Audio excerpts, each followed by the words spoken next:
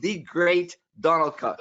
And he's here with us. And Donald, it's always a pleasure to have you here. Your wealth of wisdom and expertise and practical insights is unparalleled. And I'm going to give you a little brief introduction to Don. He is a multiple industry award-winning senior executive that has delivered record-setting margin and revenue and customer and employee satisfaction improvement for great companies like General Electric, JP Morgan, Computer Associates, AIG, BNY Mellon, Mednex Health, Brookfield, and Allergan, just to name a few. In his role as Chief Architect and Chief Transformation Officer, he installed advanced intelligent architectures, and he will reveal his secrets for success in today's collaboration with us. Don, it's always a gift to have you sharing your expertise for a global audience. We're so grateful for you to take the time. Thank you, Jose. Thank you for having me. And it's a true pleasure and an honor to be with this wonderful audience. I have been greatly blessed throughout my career and my time in enterprise leadership to be able to deploy advanced technology in a global setting for such large Fortune 10 companies. These are the world's largest central bank, the central bank to the world's central bank, the world's largest retail bank, the world's largest insurance company, the world's largest practice of pediatric medicine, the fourth largest pharmaceutical company in the world.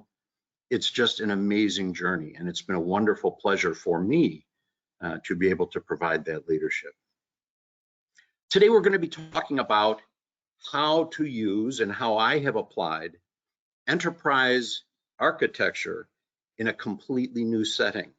What you'll be hearing today is different from me, certainly, is going to be different than what you have been hearing, I believe, from the other presenters. And that's because I've been using enterprise architecture and intelligent architecture as a business process, product, and controls management platform, rather than just a, if I would describe it, a static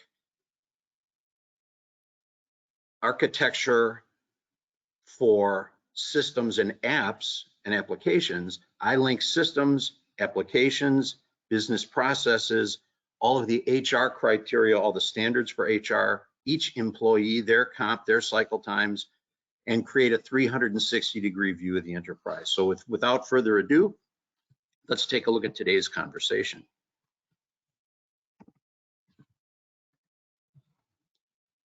I am Donald Kuk, and this is just a brief review and summary of some of the projects that I have delivered for the companies that we have described. In order to protect the anonymity of all of the individuals and the projects involved, I will not mention their names further, but it will be pretty easy, I think, for you to connect the dots. If you link in with me, and you're welcome to link in with me, you'll have direct access to the presidents of all of these companies, because I was either the Chief Transformation Officer or the Chief Architect in every assignment. Why do I think intelligent enterprise architecture is so powerful and so important?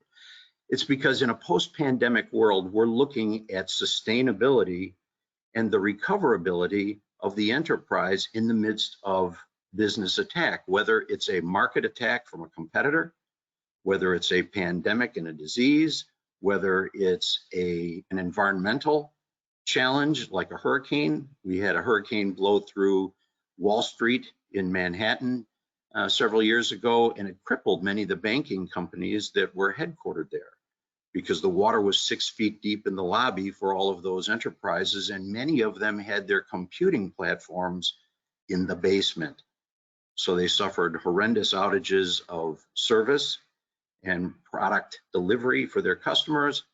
And what we're now designing are sustainable, intelligent architecture-based business value delivery. My methods include, and this is one of my secrets, simultaneous process automation technology, virtualization, digitization, and controls changeout. Many companies do these processes serially. They have an OpEx team that looks at business process and makes standalone, independent, incremental change in the business process, which invariably breaks the technology because now the touch points to the technology change. And then we call in the technology team to re-engineer all of the automation technology, and then we redo the process. And in what looks like the acid-base pairs of the DNA helix, those two groups never really touch in time and never become highly productive. I do them simultaneously. We map the processes, we baseline their performance, we identify improvement opportunities, and we turn on the teams to make the technology match the process, match the automation, and we deliver the value in 40% less time. And this includes robotic process automation, industry award-winning robotic process automation deployment, intelligent document processing, speech synthesis, and the use of speech recognition, machine vision, artificially intelligent machine vision for complex tasks, a new technology that I will be introducing in Europe today for the first time, which is radio frequency business process management, the use of tagging of our products, materials, and even documents to be able to secure and identify their locations as they propagate through the manufacturing process all the way to the point of consumption. And then finally, advanced physician, patient, client, and customer behavioral analysis. These are the sort of the fundamental techniques that we have been deploying to great success. And we manage them all with an intelligent architecture that combines a process layer with the automation layer, with a technology layer, with data connectivity, APIs, and controls architectures. So we get a 360-degree view that we can examine from every perspective. These are the foundational elements that are most common for me that I use in everyday business process re-engineering. I consider them foundational. They include, of course, the ones that we just talked about, the robotic process automation, machine vision, the radio frequency business process management. We'll go into that in a minute. There's a tremendous breakthrough there. Machine learning, artificial intelligent text analysis. And the biggest one that we're discussing today is the AI architecture, the use of architecture as a business process management platform. There are lots of capable business process management tools. We know them. All of us could articulate probably 4 or 5 platforms that we're well aware of, and they focus on business process management. And even the solution providers that are providing fundamental platforms, and we spoke about some of them earlier, are really talking about just the operational process management. What we're describing here is a fundamental shift in the mindset of designing the enterprise of the future, and that is to deploy an architecture that's intelligent, that provides real-time management of the enterprise down to the individual. We know where individuals sit in the work pipeline, what is their contribution to the work, what is their average cycle time, what is their activity-based costing in real time, what is their attendance history, even how frequently using radio frequency intelligent hand sterilizers in a medical and pharmaceutical setting, we can even capture exactly how frequently they do their hand washing to the standards that we have defined as an enterprise. It's very powerful technology, and it's visible, and I'll describe it and show it to you all the way to the handheld device, so that as we're monitoring our business processes and we identify processes that are no longer working to standard, perhaps an end-to-end manufacturing operation where one step or one piece of automation or one individual is working behind standard and therefore arresting the productivity of the pipeline, it captures the defective process step and contributor, whether they be a human worker or a digital worker, and we're going to start to differentiate both because we have both working in the enterprise. And that individual lights up on the screen, I'll show it to you, and we know how to immediately remediate the process to put us back online. And we're going to be able to observe in just a minute the production of pharmaceuticals in Dublin, Ireland from this desktop solution and this cell phone. Powerful technology. So what are we thinking about when I talk about intelligent architecture? How is it different than traditional business process management? It's the architecture has linkage to every human being, every digital worker, where they're located, in which office they reside, where they fit in the physical location, literally where they sit and which floor on which they work, which processes do they touch, what is their operational efficiency moment to moment, how effective are they at the jobs that they do, so we can do best practice identification, capture, and transfer for those individuals that are underperforming or not working to standard. And we now can link in real time the digital workers, machine vision output, the radio frequency identification technology that we described before, and I'll be showing you in more detail, speech synthesis content, everything through supplier capacity, demand from the field. So as products are consumed in the field, we have real-time automated billing to the end customer with replenishment and demand planning all the way back to the factory. So it is a continuous closed loop cycle from raw material at incoming at your back door, all the way through product and services delivery to the end customer, billing for those services, and replenishment of that inventory. It even includes such things as equipment data for the frequency of use of high complexity automated tools and technology, so that if we know what the wear out characteristics are of tools in manufacturing processes, we can highlight their service intervals and optimize the service intervals so that we can do service on automation and the machines that we employ and the digital workers offline. We can do that during breaks. We can do that off shift and get all of the machines maintained to a very high standard off shift. And of course, we talked about the HR and staffing issues. This is really important in a post-pandemic environment. We have many employees that have shared with us that they never intend to come back to work. We will not be working in a traditional office setting anymore. And we'll have a hybrid model of both on-site human workers, off-site human workers, and enterprise dispersed digital workers that are high value workers that are very smart, that get smarter with every execution. They are artificially intelligent. They don't ask for breaks, don't ask for vacations, don't ask for compensation for their prior training or education, or for us to repay their student loans, and they don't ask to go back on sabbatical to study more in the future. They do that real time on the job. It's pretty remarkable, and they're very smart and they execute in stunning ways. We'll talk about industry award-winning success in robotics driven by intelligent architecture. This is a case study for one of the applications that I deployed using a patented technology that links radio frequency technology with this intelligent architecture platform.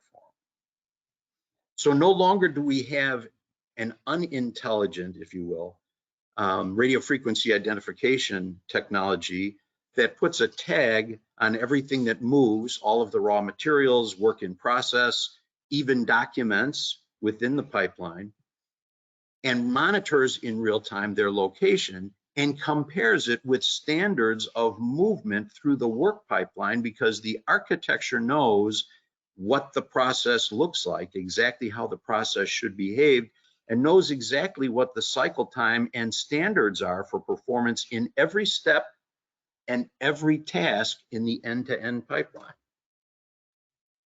And it can monitor and manage in real time for us those events in a way that human beings just can't. Many of the people that I have worked with, and I've been blessed to work with such gifted leaders as Jack Welch and John Rice at General Electric, Steve Rotella and Jamie Dimon at JP Morgan Chase, Bob Ben-Moshe at AIG, Doug Schulman at BNY Mellon. These are gifted, intellectually brilliant leaders.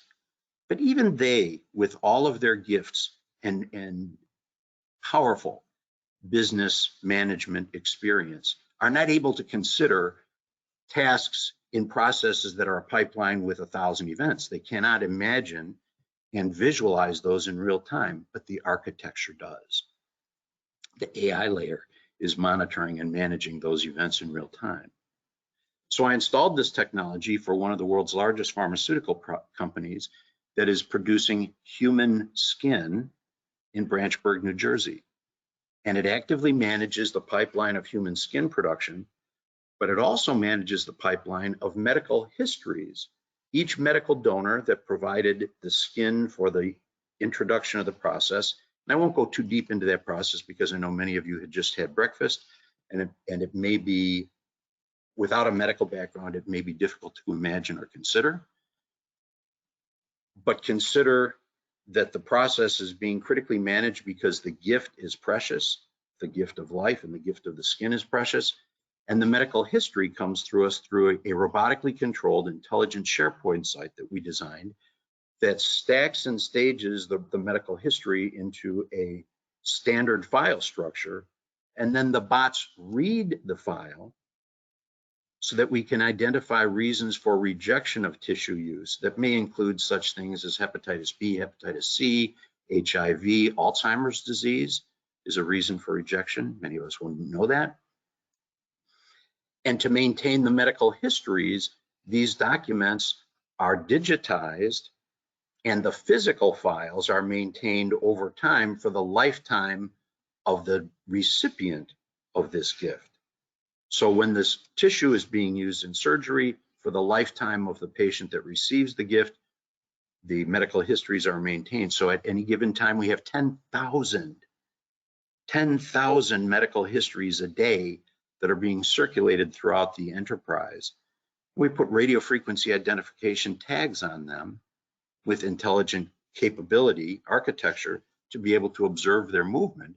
So we know at any given time exactly where within the building and within even a particular bookshelf on the shelf by number on a storage unit, a locked storage unit that may have 15 shelves, where on the shelf, which shelf the document can be found, and we can move to it in 15 seconds. It used to be a detective show. It used to take days to find these medical histories. They're now being managed in real time. Powerful technology.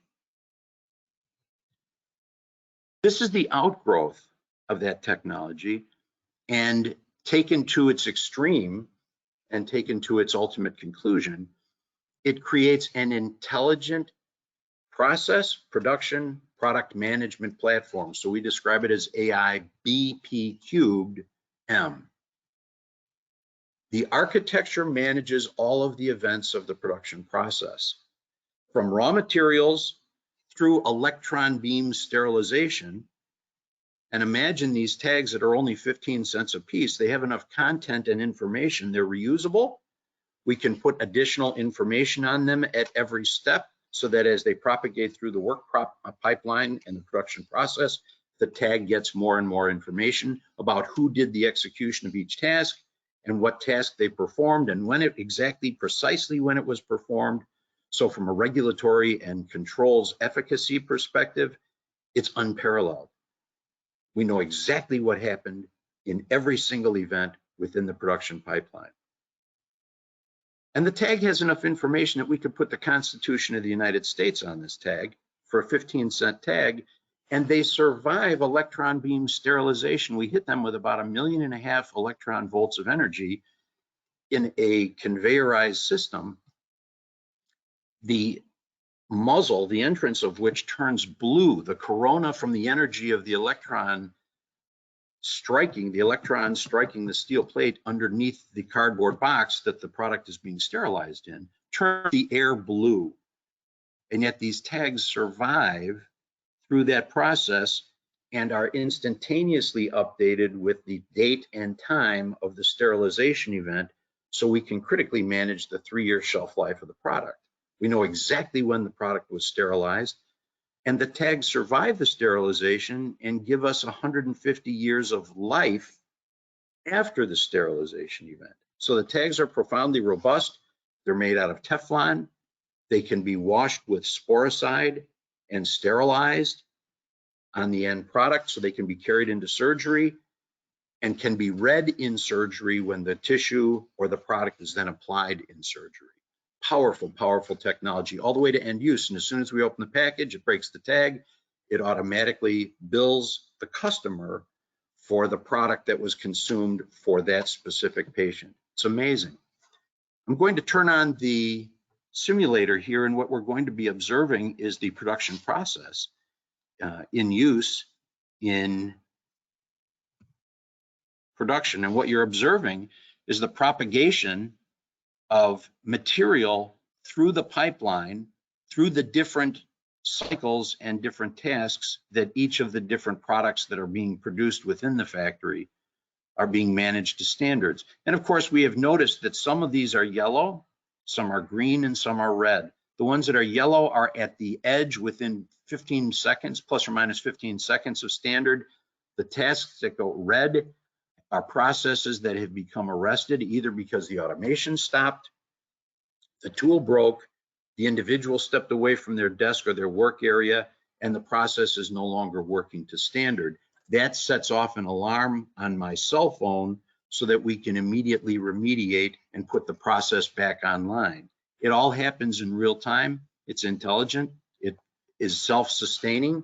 So it's like having an intelligent factory foreman that has the intellectual gifts and business management acumen of a Jack Welch or a John Rice or Jamie Dimon in banking, or Bob Ben Moshe at AIG, but has real-time capability and management to the task level that no individual could be expected to manage and know and understand, even if we were standing on the work floor. Beyond line of sight, it would be very difficult to manage all of those tasks in real time, and this process does that. What is the outcome and what is the application? So what I've described is the fundamental technology, the use of enterprise architecture as a new business management. Notice I didn't say business process management, because we're way beyond business process management. This is enterprise architecture being used as an enterprise management platform. And it's unprecedented in both its impact and its control for the future, because as we build out hybrid workforce models that employ on-site and off-site human workers and integrate digital workers into the pipeline, we need to know their efficiency, whether or not they're online, and whether or not they're working to standard. This allows us to visualize that in real time. I created for all of you today an enterprise architecture survival kit, so you're able to see all of the things that I think about as fundamental tools for this transformation. And I've used this same toolbox and method no matter where I have been, whether it is the world's largest retail bank, or the world's largest central bank, or the world's largest insurance company, or the world's largest healthcare provider in pediatrics and neonatology. It's the same toolbox and the same method being reapplied in a different setting. I love the simultaneous process automation technology and controls change-out. I have never seen a process that is more efficient and effective for delivering value. I have delivered a 42% revenue increase and margin increase with commensurate margin increases in the first year of deployment of these tools and methods, adding $1.2 billion in new revenue to a business that was a $2.8 billion business through this technology, because we fix everything at once. Gone are the days of incrementalism. We don't have time for incrementalism. No business that I know will survive in the future by having teams of OpEx process people working in parallel with technology people that aren't critically linked with their execution and value delivery. We then identify the candidate processes and process steps that are ideal for digital worker changeout.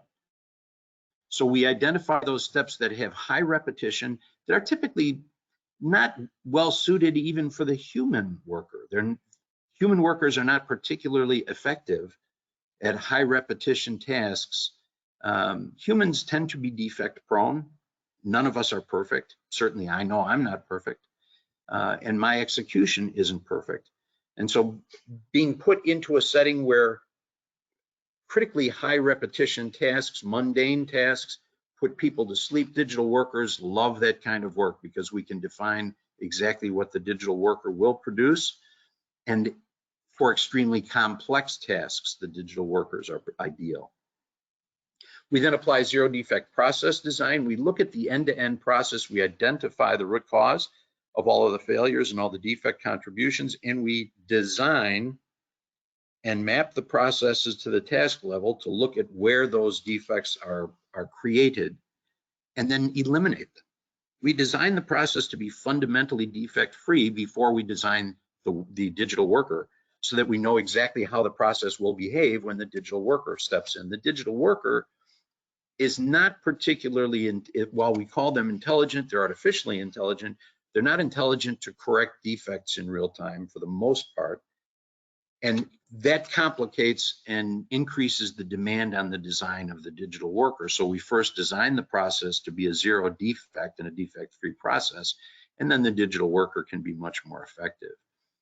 And then my trick, if you will, one of my hallmark tools and methods as a senior executive is to apply same-day process prototyping to verify and validate that the new process works. So we put everyone that touches the pipeline and process into the new process behavior and test it before we step into the automation cycle. So before we think about automating the process, we perfect the process.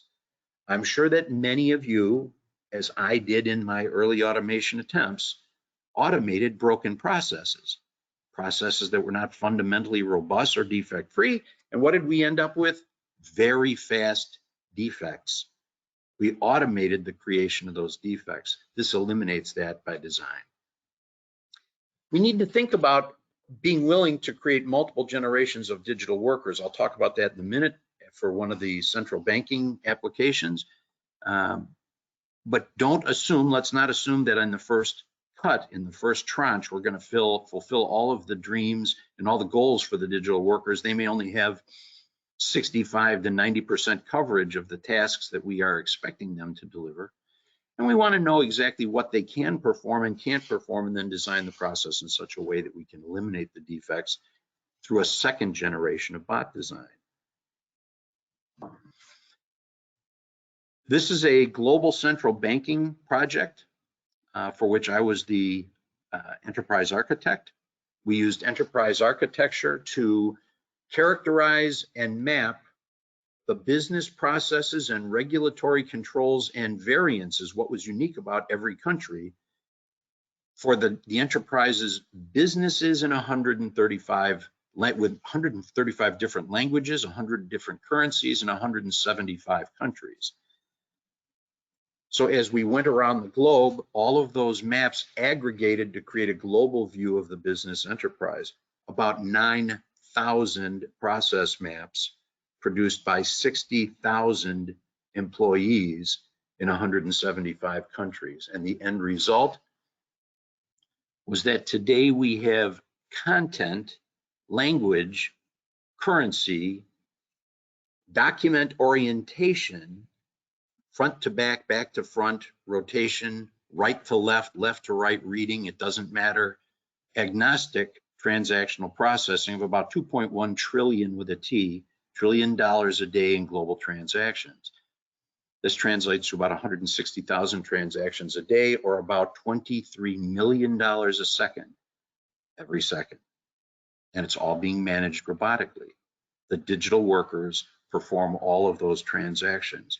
And even though we think about digital workers being very fast, even near speed of light transaction processing isn't fast enough if the core computing system experiences latency because of peak periods of demand during the business and banking day. So we put latency recovery, latency analysis tools with clocking on the business process so that we can ensure that we know exactly when the initial request was made for the transaction and how we responded to it, so that we didn't have any latency affecting the currency valuations. Even a couple of seconds can affect large global currency valuation shifts and change the transaction, the value of the transaction. And because this bank is the central bank to the world's central banks, it is the bank of record for every one of those transactions. So we need to know exactly when the button was pushed. That's the instant that is recorded. And we capture, because we know exactly what the latency is in that pipeline. We're clocking every transaction. We know what latency occurs because of demand on the system. We can infer and back into the precise moment that the transaction should have occurred. And that's the moment where we make the currency valuation exchange. The architecture manages the location and information about the 60,000 human workers in those 172 or 173 countries. So we know exactly where everyone is and where they sit. And the first generation of bots provided about 93% coverage. So 93% of those transactions were able to move quickly through the process with no defects. 7% got kicked out. So we designed a second generation of bot to analyze the 7% kickouts.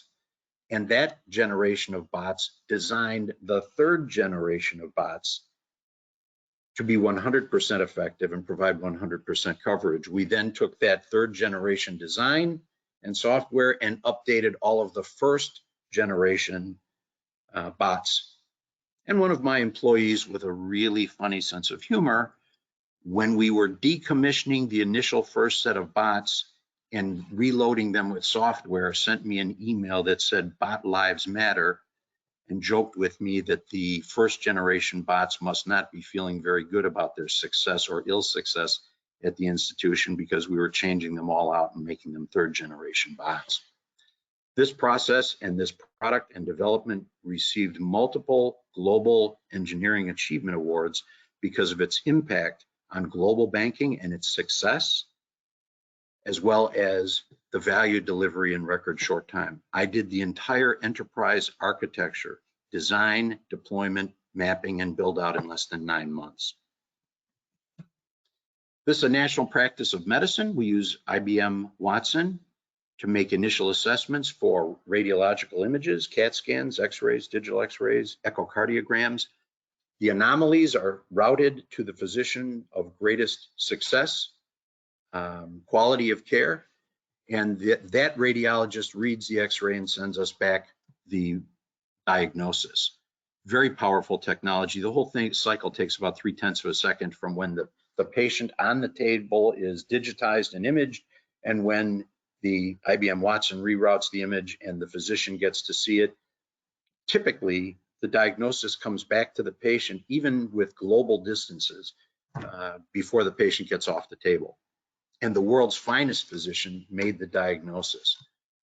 We also had issues with cycle time on credentialing, license and credentialing. It took more than 90 days to license and credential doctors in one state. We captured and aggregated all the variants of all the credentialing demands and requirements in all 50 states and Puerto Rico. And we now use AI and RPA to backfill all of the content for all of the documents for all of the states. And we're now credentialing, licensing and credentialing physicians in less than 9 days. So it's a better than 10-to-1 cycle time reduction, and it's a zero defect process. Out of the last 750 physicians that have been credentialed, not one, not even one package from one physician in one location in one state has been returned. So it's a very powerful technology. We finally did some analysis on the physicians. We analyzed 4,500 physicians in 600 plus locations. We analyzed their behavior, their efficiency at every different medical procedure, and then translated that into a global view of of our business efficiency, identified best practices and transferred them globally, and increased physician productivity nationally by 17%.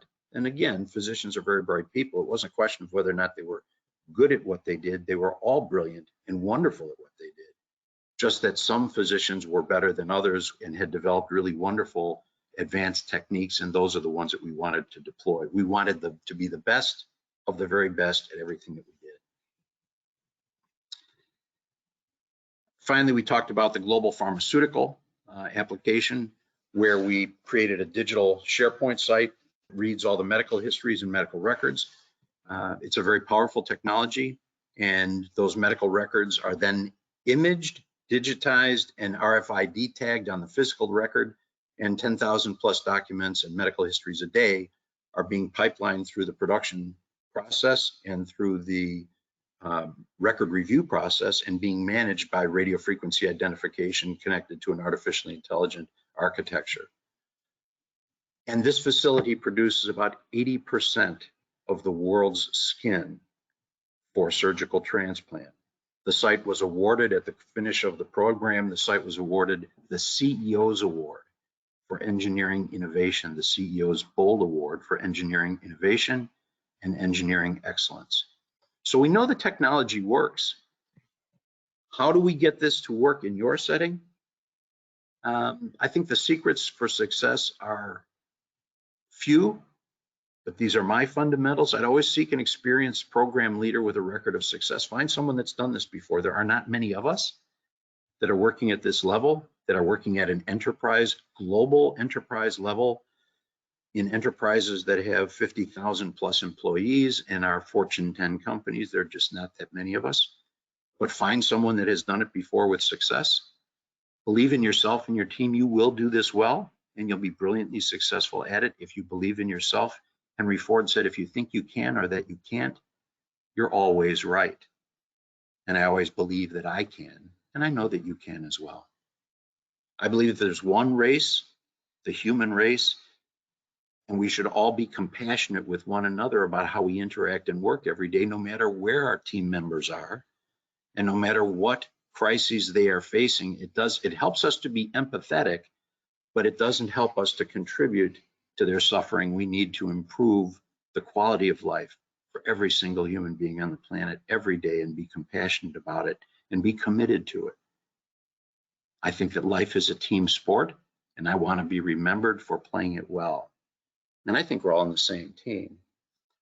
So with that, are there any questions? I'll bounce this back, I think, to Jose. And Jose, you can tell us if there are any questions.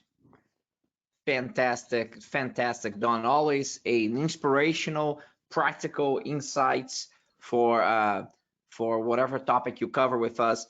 We have comments and questions, so I'm going to ask you to go ahead and stop sharing the presentation with the audience so that I can bring my camera back on. Perfect. And so thank you, excellent presentation. Thank you. We have about 6 minutes left here, so I'm going to cover as many of the themes that emerge during your presentation as possible. You have such a wealth of experience leading transformations in large organizations. So a number of the questions came around that topic of how do you do it successfully, and specifically when you go into a large organization, Don, and you're developing the relationship with the senior leaders, what is your approach to get them aligned, or what is your approach that makes transformation works? Maybe I don't even want to preconceive that alignment is important. I mean, how do you identify when you go, because CEOs and the C-level, they get hit by all sorts of external parties. They're selling them things every day, and often it becomes difficult for them to discern what's real and what's not real in terms of value, and including the internal initiatives that people are selling to them as well. How do you get clarity out of this fog with senior leaders? Really a perfect question, because if we don't engage the senior leaders and get their buy-in for everything that we do, we will always be sitting at a table with both advocates and assassins, quite honestly. We'll have people that are advocates for our work that want it to succeed and will benefit by it, and we'll have people that sit at the table that really don't want it to succeed because it changes their life. I take a servant mentality. I have a servant heart. I believe that our lives are divinely ordered, that there's a reason, Jose, that you and I work so well together and have worked well in the past, and that I've been able to work for such brilliant and capable people.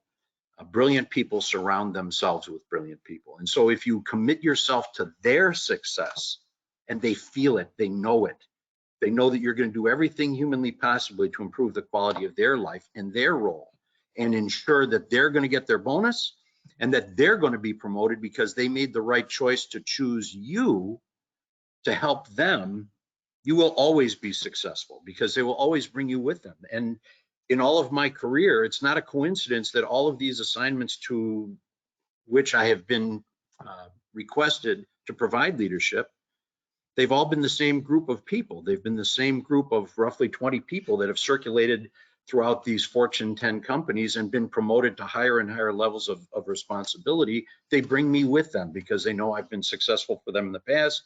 They have every reason to believe they're going to be successful in the future, and I'm going to deliver exactly what they expect.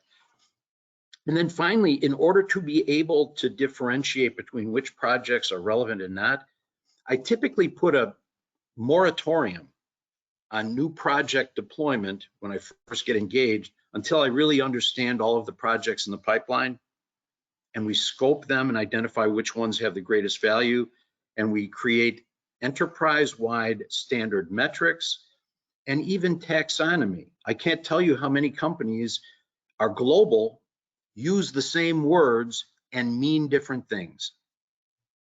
I was in New Jersey for probably a week. It was springtime. I have allergies. I asked for tissue and people thought I was asking for skin. I wanted a Kleenex.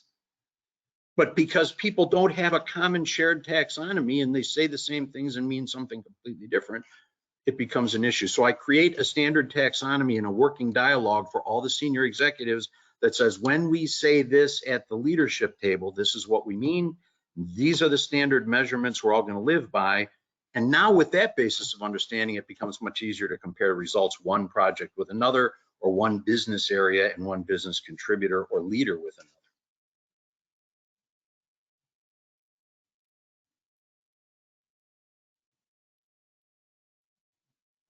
Jose, I can't hear you. Are you on mute? I was speechless, Don.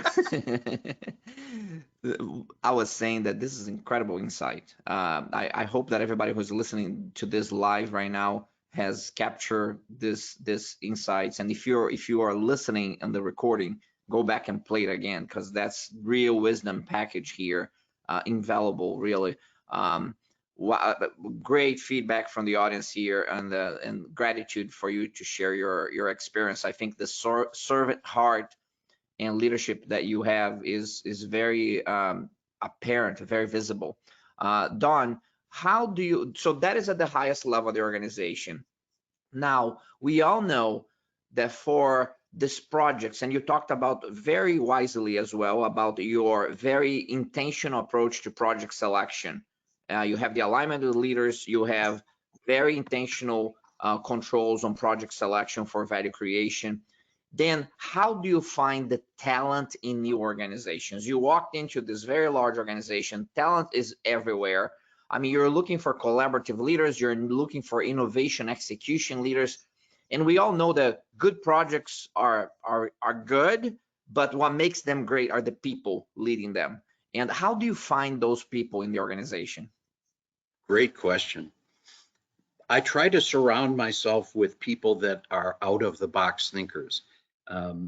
Even people that are brilliant at being daily managers and executing highly repetitive tasks may not be the transformational leaders we seek, because they're really good at doing the same thing over and over every day and making everybody else that works for them do their work over and over again exactly the same way. So they may even defend the work as it is and may not want to change. So I try to identify those leaders within the company that are willing to consider new concepts and new ideas, new technology, and share with them an open conversation about how would you like to see the company of the future? What do you see the vision of the company to be? And if they say it's an open book, they just want to be better, in every way be better, that's the person you want on your team, because that's the person that's going to strive for achievement. And if there's a better way to do anything, they're going to go find it. The team members that are well entrenched, that are really successful at what they do, particularly in immature cultures, to be polite, in immature cultures, become very defensive about the work that they've done and very resistant to change, because they feel that in some ways they're going to be disempowered about it, and disempowered by it, to the degree that you're introducing change and they were the subject matter expert for the old thing that was being done. They're not going to be thrilled about jumping on the transformation train to go to a new destination. Immature cultures are characterized by cultures of heroism. If you see a culture where something breaks and everyone goes, we better find Mike. Mike is the guy that knows how. When something like this breaks, Mike's the guy that jumps in the fire and figures it out, and he's the guy that really knows. That's a clear indicator of an immature culture. In a mature culture, using standard metrics, standard collaboration, communication tools, advanced technology, everybody knows what to do. Everybody could jump in the fire, not just Mike. You don't just have individual contributors that are standalone heroes, which is why I use the expression culture of heroism. Everyone is well prepared for the change and wants to go on the journey. Everyone would literally grab a ticket on that transformation train and joyfully jump. Frankly, if they trust you, they'll take the train to hell because they believe it's going to be a better place when they get there. And what you want to do is create the vision that says we're not going to hell. We've been in hell, perhaps. The work has been difficult in the past, but what we're doing in the future is much better. Jump on board. Let's go together. Don, our time is up, but I deeply heartfelt gratitude for you to share such great wisdom with all of us. It's always a pleasure. It's always enlightening to listen to you and your experience. Thank you for your generosity, and thank you for influencing so many in a very positive way. Ladies and gentlemen, Donald Kuk here. Thank you so much. Thank you, Jose. Thank you for letting me speak to your audience and sharing my experience with them this morning. Thank you. What a great way of kicking off day 3 of Enterprise Architecture Europe, one of the world leaders on enterprise architecture, culture, business, and digital transformation with us, sharing his experiences at the highest leadership levels through multiple decades. So very grateful for Donald Kuk and his insights. Now we are going to be taking a break, and when we come back, we're going to be talking about creating native EA integration strategies with modern day multi-cloud environments for agility and adaptability. And we're going to be bringing in the innovation architect for SAP in India, Raj Prasad Subramanian, who is going to be leading us through that discussion. Take a break now. At the top of the hour, we see you back with Raj.